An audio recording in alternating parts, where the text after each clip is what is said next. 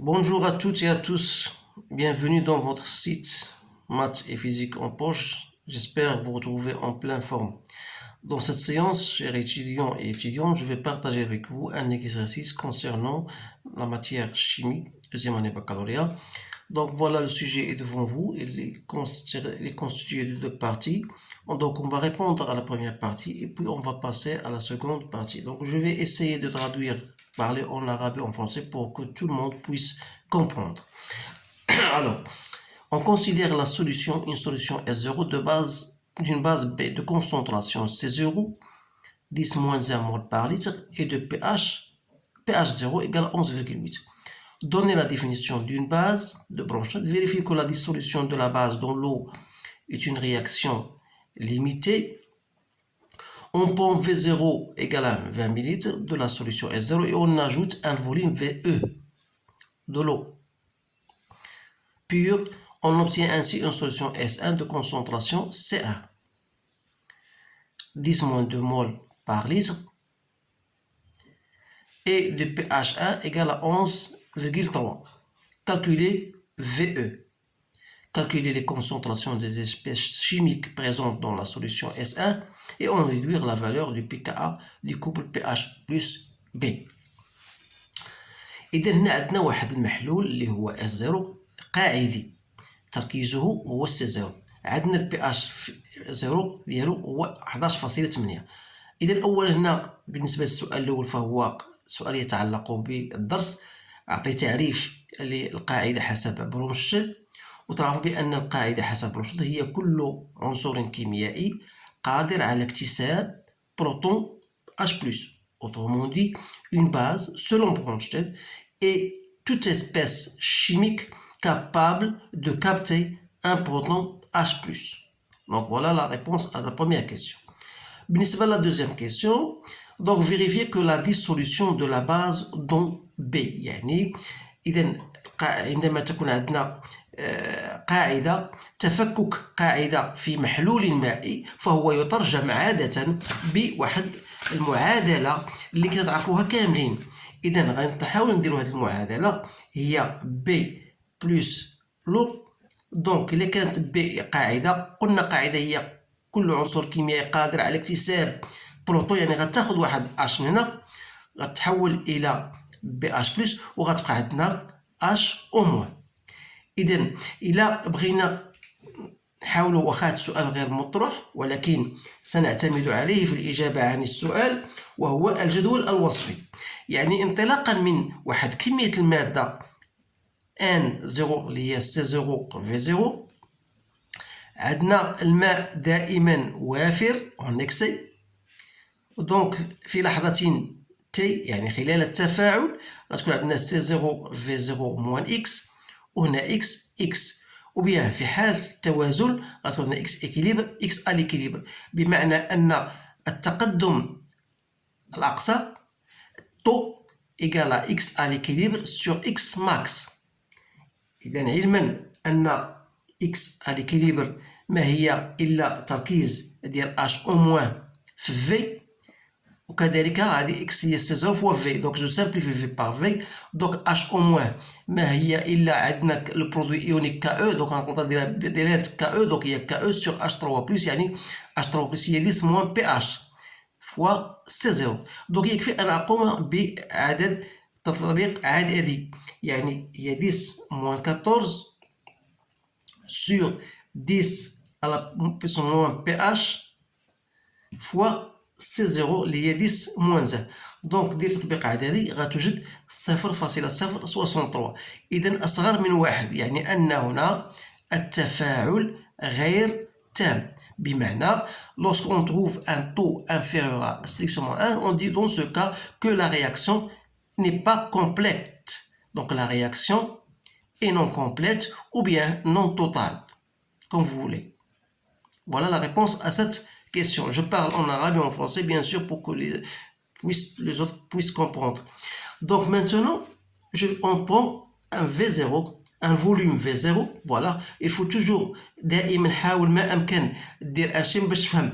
اذا عندنا واحد المحلول V0 خدينا واحد حجم V0 اللي هو 20 ملل de la solution meth S0، وضفنا ليه واحد الكمية معينة ديال الماء، يعني هاد العملية هي ما نسميها بعملية التخفيف. Donc c'est une méthode de la dilution, opération de la dilution, qui concerne d'ajouter un certain volume d'eau distillée à un volume bien déterminé. Alors là, si vous avez cette solution mère S0, donc elle a une concentration C0 et un volume V0. Donc on va, bien sûr, après dilution, on va aboutir à une solution S1 de concentration C1 et de volume V1, tel que V1 c'est quoi? C'est le volume qu'on a déjà pris, V0, plus le volume V1. Alors حاولوا ما أمكن تفهموا هذا الشرح مزيان، لأنه إلا فهمتيه غتكون الأمور سهلة. إذا عندنا واحد المحلول يعني S0 إنيسيال، خدينا واحد الحجم V0 أضفنا إلى كمية من الماء. إذا بغيت ضفنا ليه كمية من الماء نقوم بناء عملية تخفيف، يعني أن المحلول المحصل عليه سيكون تركيزه C1 أصغر من C0، وهنا حسب عملية التخفيف. بعض الأحيان يقول نقوم بعملية التخفيف مثلا 10 مرات أو 100 مرة. ما معنى 100 مرة أو 10 مرات؟ لا قلنا مثلا 10 مرات يعني أن هاد C1 غتكون هي C0 مقسومة على 10. قلنا 100 مرة يعني أن C1 تساوي C0 مقسومة على 100 وهكذا. إذا هنا بالنسبة لهذه التجربة هذه يعني أن كمية المادة اللي كانت عندنا في الأول ستبقى نفسها في بالنسبة المحلول S1. بمعنى آخر كمية المادة هو التركيز في الحجم سيبقى هو C1 V1. Donc C1 c'est quoi? V1 c'est quoi? C'est V0 plus VE. حنا الأهم عندنا هو نقلبوا على VE، c'est-à-dire من خلال هذه العلاقة هذه غادي نستنتجوا VE. donc VE غادي نحاول تعمل VE غتلقى النتيجة دونك هي C0 V0 sur C1 moins V0, c'est-à-dire il y a C0 V0 moins C1 V0 sur C1. Donc, c'est-à-dire C0 moins C1 sur C1, le tout fois V0. Donc, je fais une application numérique. Je trouve بأن VE عندنا C0 هي 0,1 0,01 divisé par 0,01, le tout je multiplie par 20 millilitres. Donc je trouve le résultat en millilitres. Voilà le volume de l'eau اللي خصنا نوجدو. الآن voilà, calculer VE, calculer les concentrations des espèces chimiques présentes dans la solution S1. Donc شنو هما les espèces présentes dans la solution؟ عندنا من خلال المعادلة les expressions العناصر الكيميائية الموجودة في المحلول هي BH+، وعندنا اللي هي تتساوي التركيز ديالها هو HO-، وعندنا B التركيز ديالها شنو هو C0 V0 moins X à l'équilibre que je divise par le volume V0, c'est-à-dire c'est C0 moins XE sur V0. Autrement dit, il y a C0, X à l'équilibre sur V0 هو la concentration de H au moins. Donc بالنسبة لي هذاك concentration H au moins شنو هي حسب هي KE sur 10 moins PH1 ou bien نكتبوها هي 10 PH1 moins 14. Donc il suffit de faire l'application numérique.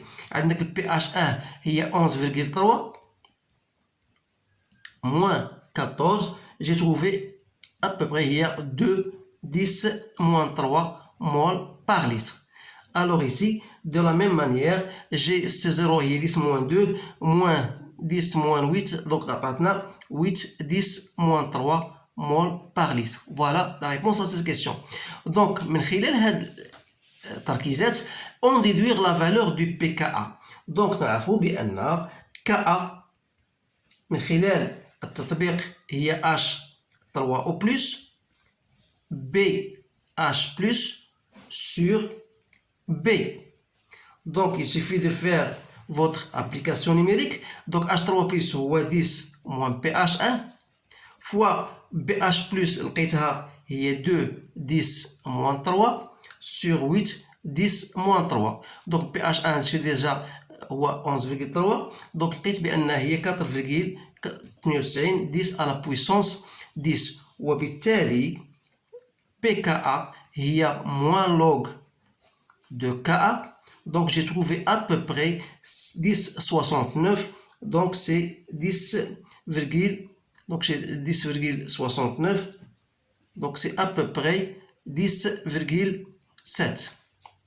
Voilà la réponse à cette question. Maintenant, الجزء الثاني اللي هو كالتالي. voilà. عطاونا واحد الجدول. Le tableau suivant donne les valeurs de pKa de quel couple acide basique. Alors voilà des couples. عندنا 4 couples هنا. والمطلوب منا هو معرفة on déduire déterminer le couple pH plus en question اللي خدينا عليه دابا. ايش غيكون؟ واش هو هذا ولا هذا؟ اذا علاش عطاونا هذا السؤال هذا؟ عطاونا لان من خلال هاد لا فالور ديال pKa اللي هي 10.7 تلاحظوا كاينه هنا. اذا غادي نقولوا بان هذا لو كوبل بي اش بلس بي ما هو الا لو كوبل المتعلق بهذا السوليسيون هو ان اش 3 بلس سي اش 3 ان اش 2. فوالا لو كوبل بي اش بلس بي. الان غندوزو الجزء الثاني.